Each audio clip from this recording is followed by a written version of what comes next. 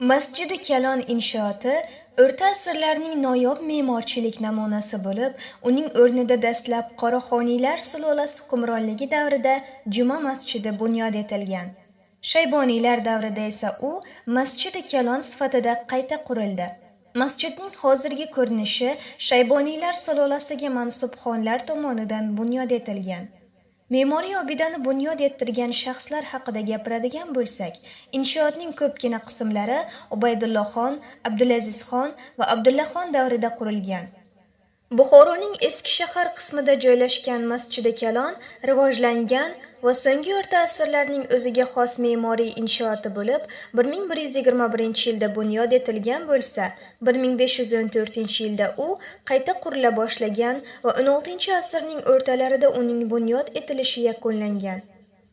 Me'moriy obidaning bunyod etilishida xom va pishgan g'isht, loy, yog'och, tosh, ganj va chorsu pishiq g'ishtidan keng foydalanilgan. Me'moriy obidaning dizayni haqida gapiradigan bo'lsak, masjid to'g'ri to'rtburchak tarhli, keng hovli atrofini gumbazli bostirma ayvon egallagan. 188 qubba, 208 ustunga tayangan. Ular o'ziga xos mahobatli ko'rinishga ega bo'lib, ustunlarga keyinchalik murabba tarhli poyustilar o'rnatilgan.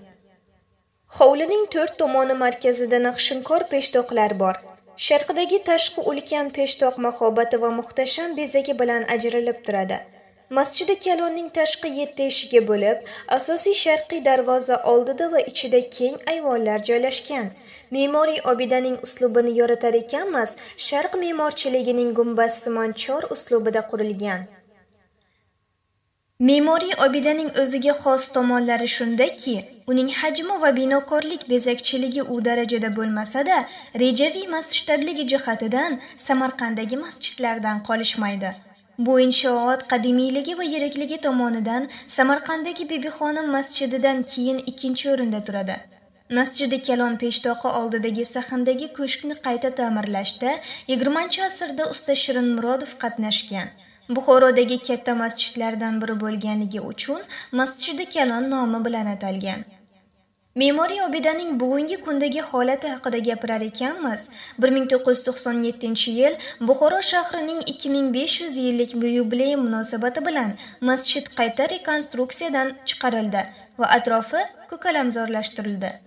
Me'moriy obida masjid vazifasini bajarish bilan bir qatorda yetim yesir, darveshlar, musofirlar uchun boshpana vazifasini o'tagan. O'zbekiston hukumati tomonidan berilayotgan e'tiborga to'xtaladigan bo'lsak, 1997-yilda Buxoro shahrining 2500 yilligi munosabati bilan Buxorodagi barcha obidalar qatorida Masjidi Kalon ham qayta ta'mirdan chiqdi. UNESCO tashkilotining Butunjahon yodgorliklari ro'yxatiga kiritildi. 2000-yil 30-avgustda madaniy meros obyektlarini muhofaza qilish va ulardan foydalanish to'g'risidagi qonun qabul qilindi.